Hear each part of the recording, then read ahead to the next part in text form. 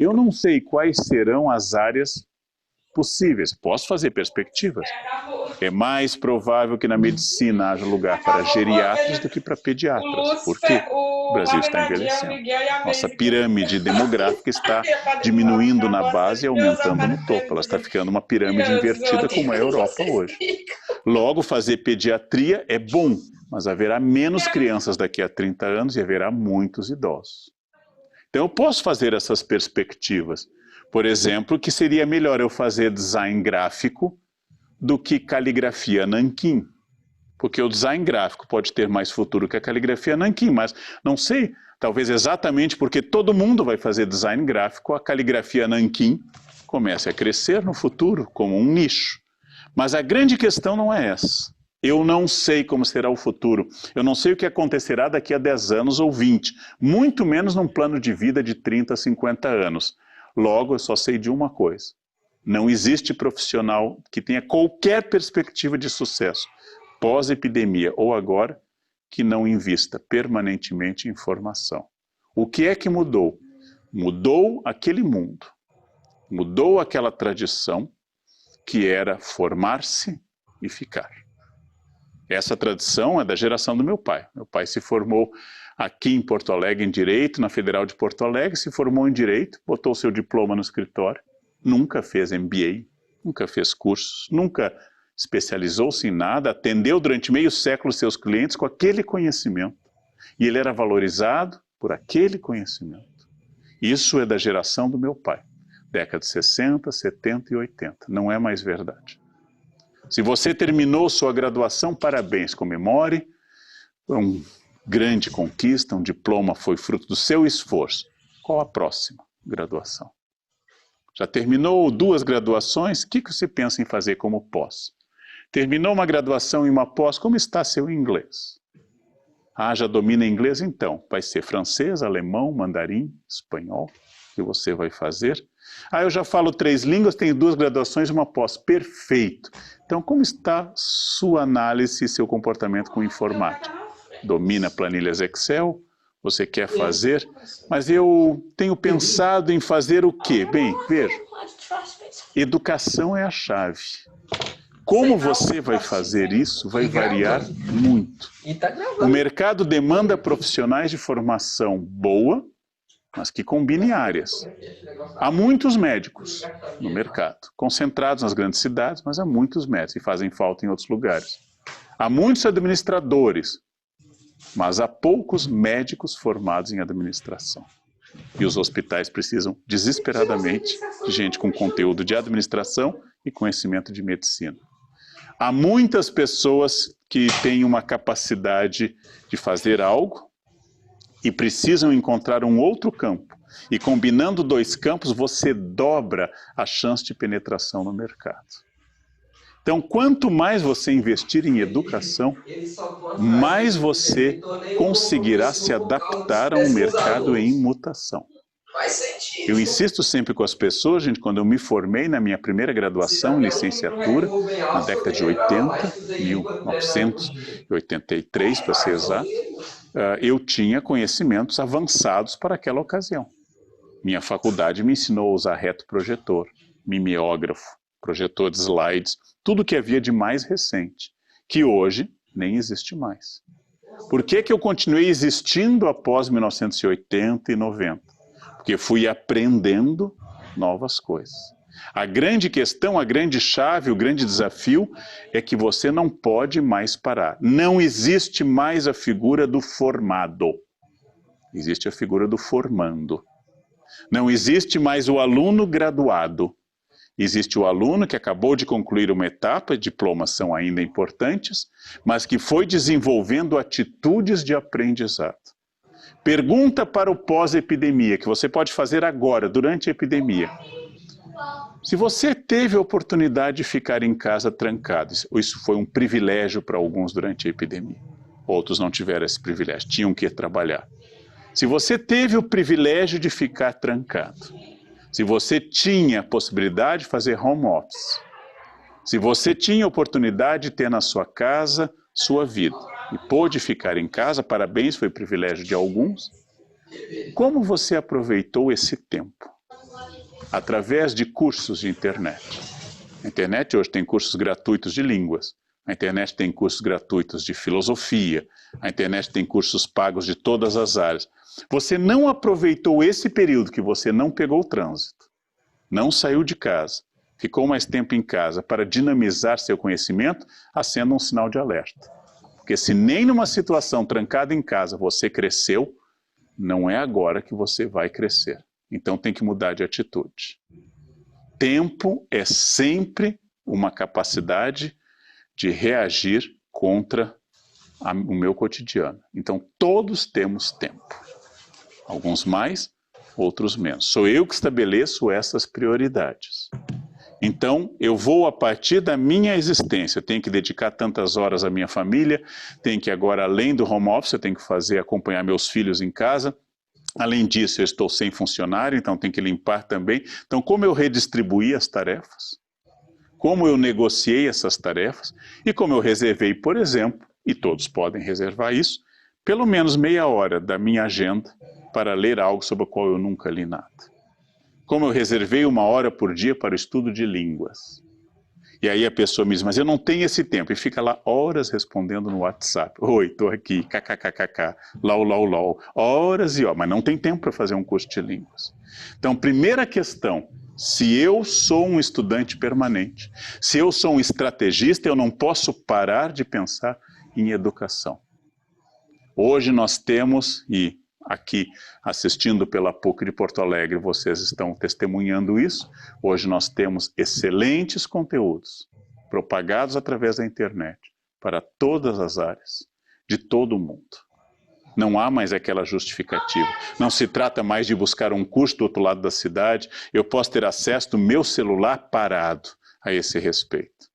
Há alguns anos, quando eu dirigia muito para Campinas, dando aula na Unicamp, saindo de São Paulo para Campinas, mais de 100 quilômetros, e enfrentando uma estrada muito boa, que eu conhecia muito bem, eu decidi que eu ia aproveitar esse tempo com, na época, CDs de audiolivro.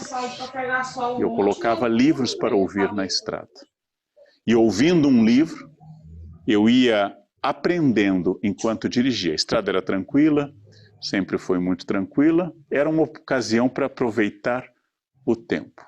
E assim, imaginem, gastando 1h15, 1h20 para ir, 1h15, 1h20 para voltar, pensem ao longo dos 25 anos que eu fiz esse trajeto, o que eu aprendi na estrada quando foi possível. Tempo você sempre pode aproveitar. Você sempre pode transformar como algo a seu favor. Tempo é uma questão também de prioridade. Mas o que eu estou sugerindo aqui como atitude estratégica para o pós-epidemia já devia estar ocorrendo agora. Chama-se educação permanente. Não existe mais a pessoa que parou. Parou, o mundo continua. Está passando uma onda de inovação.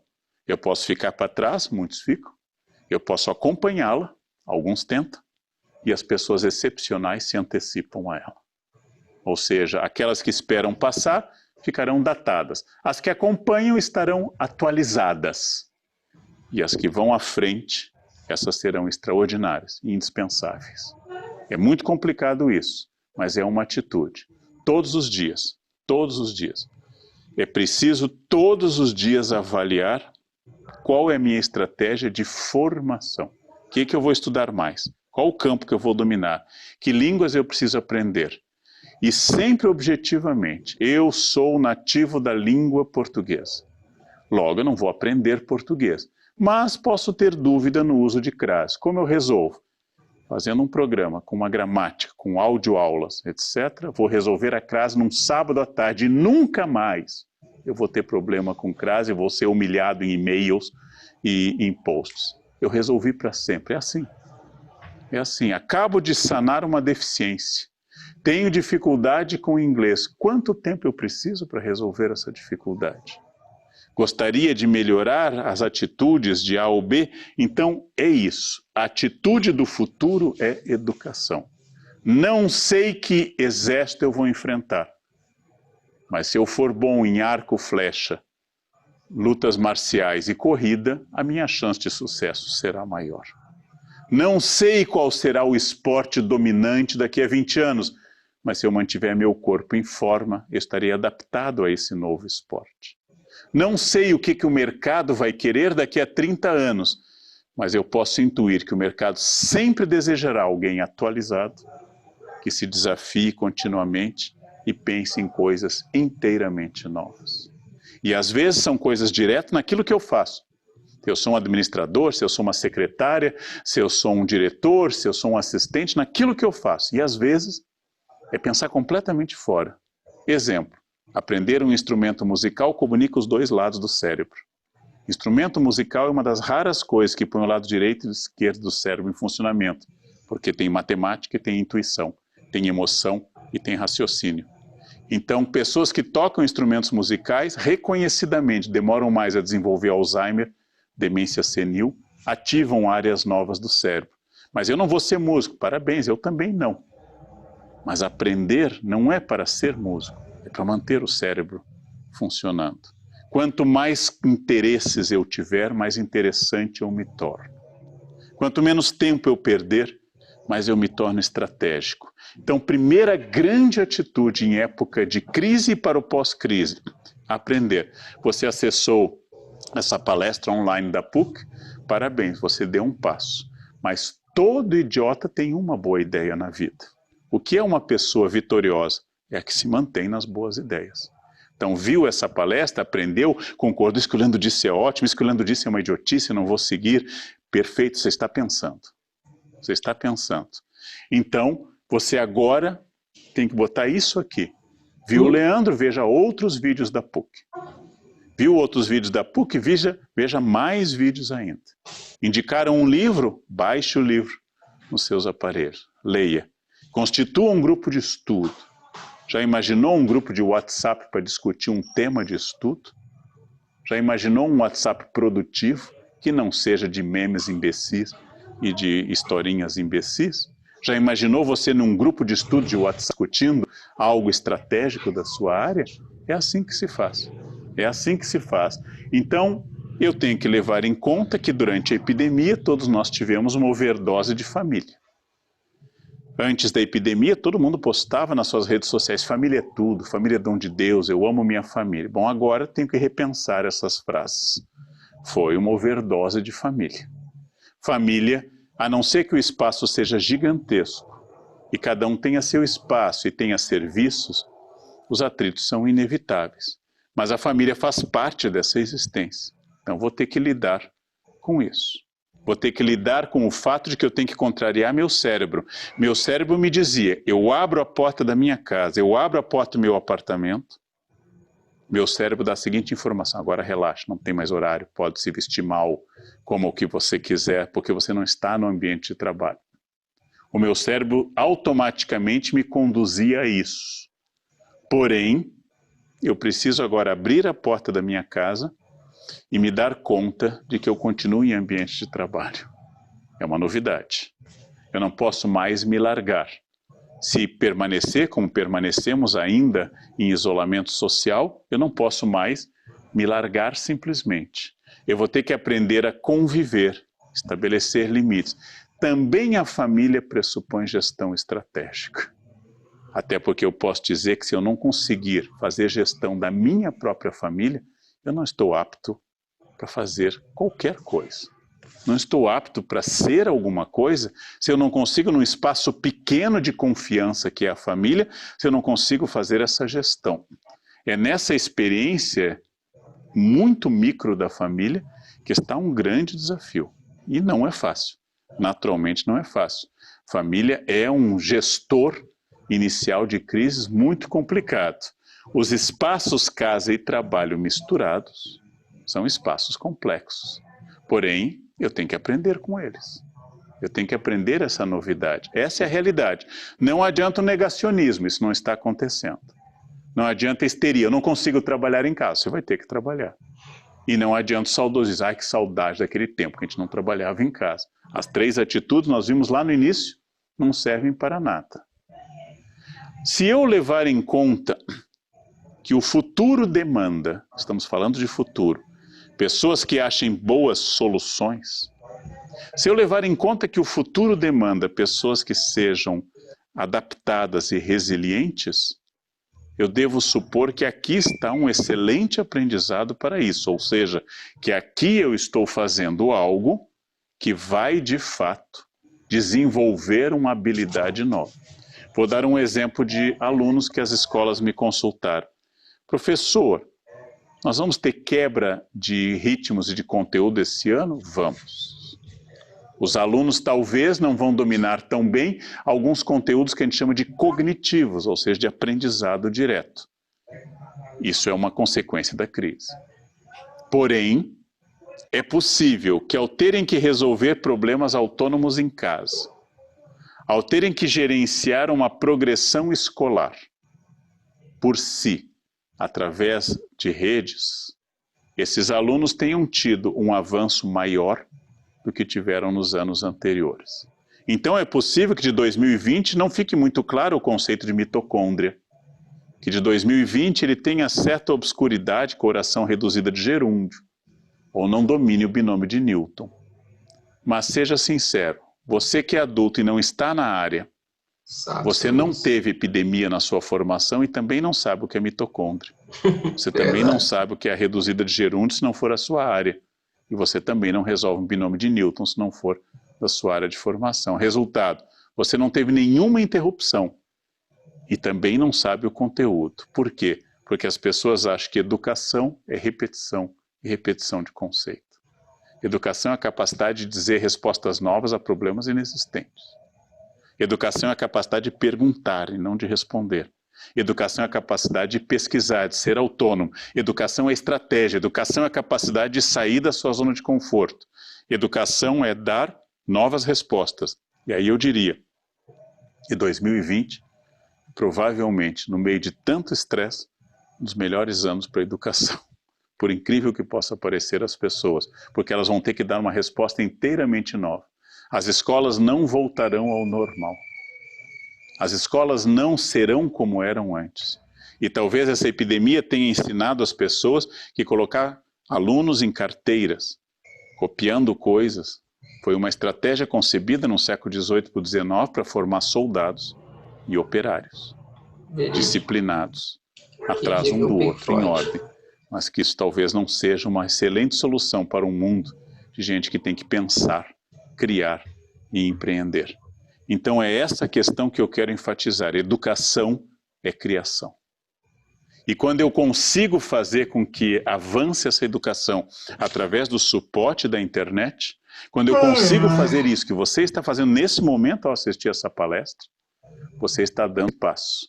Porque talvez, em outra ocasião, você não estaria tão dedicado à busca desse conhecimento na internet. Então aqui existe uma questão muito importante. Qual foi o outro aprendizado fundamental da nossa crise? A desigualdade. Vamos estabelecer isolamento social. Excelente para quem tem carro e quem precisa pegar transporte público. Vamos evitar o contato com as pessoas. Excelente se a casa é muito grande e quem tem uma casa muito apertada. Vamos lavar as mãos com frequência. Ótimo conselho. Desde que eu tenha água encanada, e saneamento básico é um desastre nesse país. A epidemia trouxe à tona a nossa desigualdade. No plano social, nós brasileiros somos obrigados a dar uma resposta que está muito além de responder esquerda ou direita, mas de responder estrategicamente como é que nós vamos sobreviver em sociedade com esse grau de desigualdade. Por quê? Eu posso ser a pessoa mais egoísta do mundo, e há vários assim. Eu vou me trancar no meu apartamento, eu vou me trancar no meu condomínio, eu tenho recursos, eu vou ficar aqui até a epidemia passar. Má notícia para você, ela não vai passar isoladamente no seu apartamento. Ou seja, enquanto não houver uma resolução social, ela vai se transformar em uma epidemia recorrente. E não adianta eu ficar isolado. Porque não adianta eu me isolar em uma torre, porque o mundo vem até mim. Então, essa é uma grande lição da crise. Porque essa crise deveria nos despertar para uma outra questão fundamental, que é a solidariedade. Seja porque eu sou religioso, seja porque eu tenho conceito de cidadania, mas seja, acima de tudo, porque eu quero estrategicamente sobreviver, e sem solidariedade do jeito que as coisas estão, não haverá essa sobrevivência social. Então a solidariedade é um grande aprendizado. Pode ser por motivo da minha fé, pode ser por motivo da minha convicção política, mas deveria ser por estratégia. Para que a gente sobreviva, mesmo em um modelo capitalista, é preciso que pelo menos as pessoas tenham um mínimo, ainda que se mantenha a desigualdade, que exista um mínimo a esse respeito. Nós tivemos que repensar também o papel do Estado. Exemplo, até antes da crise havia um debate enorme sobre o papel do SUS no Brasil. E o SUS era muito atacado, etc. Nós só sobrevivemos até agora, porque existe um sistema chamado SUS, ordenado pela Constituição de 1988, que tornou a saúde responsabilidade do Estado. E graças a isso, nós entendemos que aqueles discursos mais radicais de ausência do Estado são simpáticos para a Dinamarca ou para a Finlândia, mas que para um país como o Brasil, com a nossa dimensão territorial, com a complexidade da nossa população e com as nossas desigualdades, a ausência total do Estado significa condenar pessoas a não ter nenhuma saúde, nenhuma educação e assim por diante. Então nós tivemos que repensar. Um Estado que naturalmente deveria ser o mais eficaz possível, o mais transparente possível, o mais cidadão possível, mas foi graças a coisas como o SUS que nós não afundamos de vez. Inclusive países mais ricos que o Brasil, como Estados Unidos, não tendo um sistema de saúde pública e universal, sofre às vezes mais do que o Brasil a esse respeito. Então não se trata apenas de verba, os americanos têm mais dinheiro do que nós, trata-se de consciência de que existe um papel para o Estado. Esse papel deve ser racional, deve custar o mínimo possível, deve ser o mais justo possível, mas há um papel para o Estado.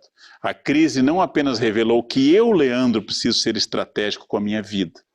Ela não apenas revelou que eu, indivíduo, preciso agir, mas ela também revelou que o Estado precisa ser estratégico e pensar estrategicamente. Se há poucos recursos, onde investi-los? E dessa maneira a crise trouxe à tona um debate muito mais antigo do que isso. E eu queria voltar, depois de falar desse papel político fundamental, eu queria voltar a esse aprendizado em relação ao tempo. Tempo é a commodity mais importante do universo. Tempo é a única coisa que não pode ser reposta. Tempo não pode ser recuperado. Eu posso recuperar investimentos. Eu posso fazer reposição, até hormonal, mas tempo eu não posso repor. Perdeu tempo, perdeu para sempre, nunca mais recupera. Então, se eu tenho tempo em todos os campos, eu vim falando de um plano social e político, vamos falar de um plano de estratégia de tempo. A principal consciência, a mais importante consciência, a mais dominante consciência que eu tenho que ter, é que o tempo é algo que passa continuamente, e que eu tenho que aproveitá-lo. Aproveitar o tempo, eu tenho insistido, né? Quando eu olho para a frase latina atribuída a Horácio, carpe diem, não é aproveitar vivendo intensamente.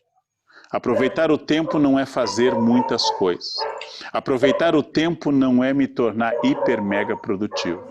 Aproveitar o tempo não é ser workaholic, um trabalhador compulsivo. Aproveitar o tempo, em primeiro lugar, é entender que o tempo é precioso.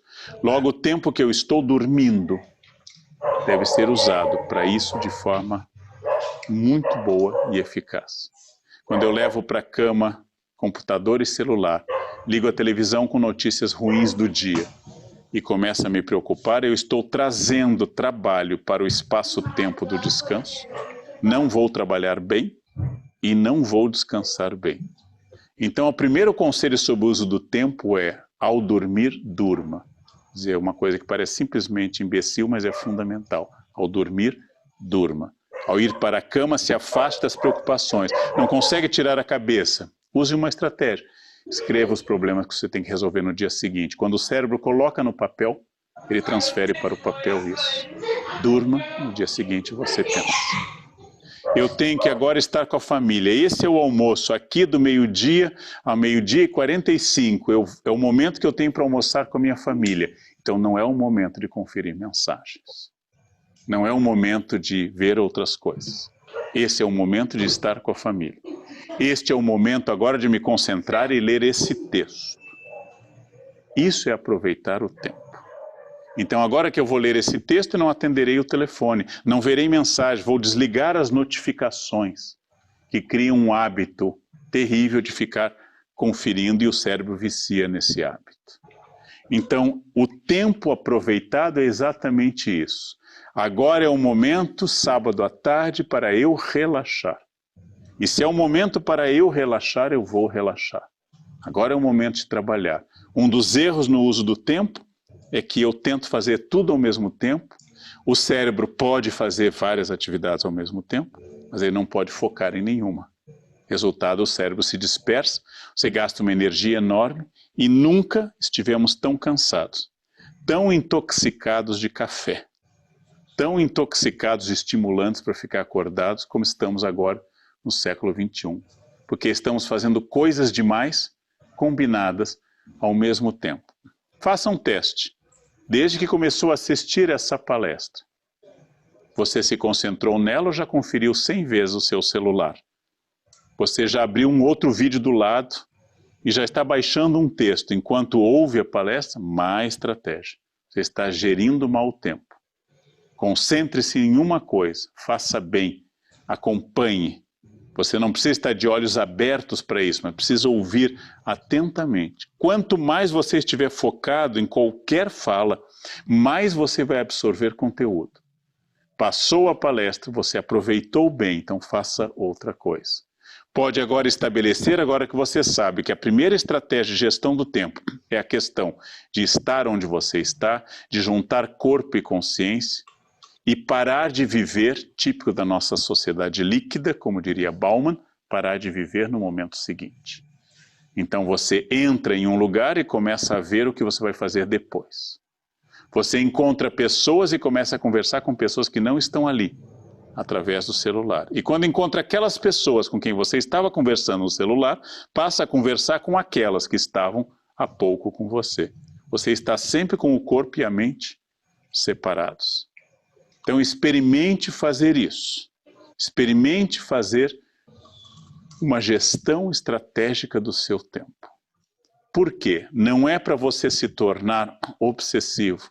Não é para você passar a ter um planejamento minucioso. Não é transformar sua vida em uma planilha Excel. Mas é para você se libertar. Só consegue ser livre quem for disciplinado. Só consegue ter tempo quem administra o tempo. E as pessoas que têm tempo, elas conseguem planejar com antecedência, viver mais tranquilamente, abrir mão dessa ansiedade e fazem então o relógio servir a ela. Não ela servindo ao relógio. Vocês vão ver que há pessoas que parecem aquele coelho apressado da obra da lista. Sempre que o relógio é tarde, é tarde, é tarde. Não são pessoas ocupadas, são pessoas desorganizadas.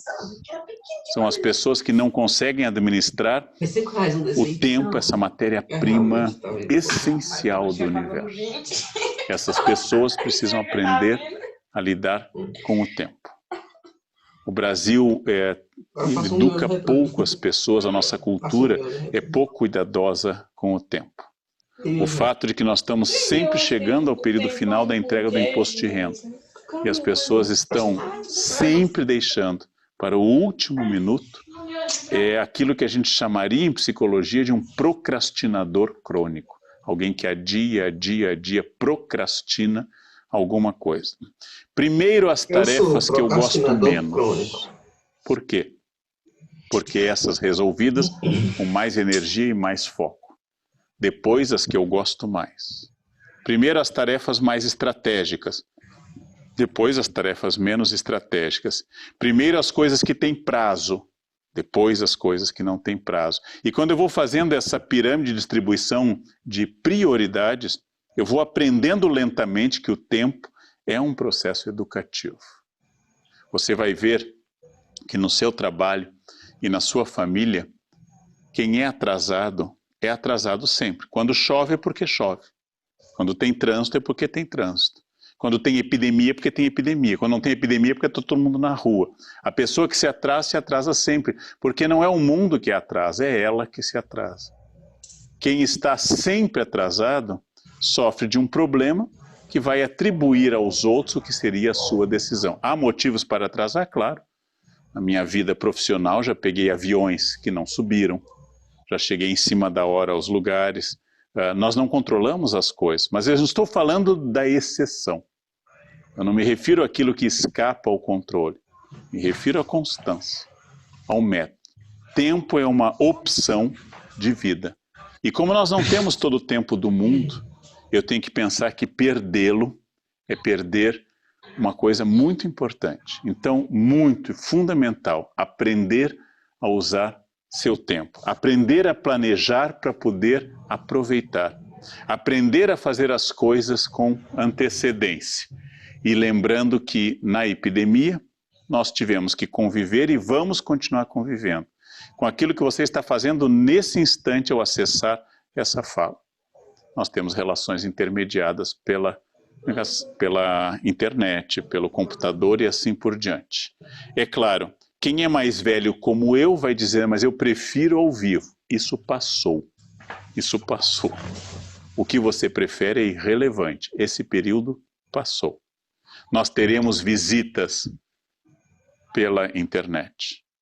As teleconsultas foram debatidas por anos pela comunidade médica. Como fazer uma consulta através do computador ou celular? Muitos médicos se rebelaram. Eis que, em semanas de epidemia, todas as consultas passaram a ser através do computador. Ensino à distância, e o Val Harari diz que na sua universidade, Universidade Hebraica de Jerusalém, houve um debate de anos sobre isso. Eis que chegou a epidemia e todo mundo ficou à distância na Universidade Hebraica de Jerusalém. Por quê? A realidade foi mais rápida do que o debate. Então hoje nós temos a possibilidade de fazer isso, ainda estamos desacostumados.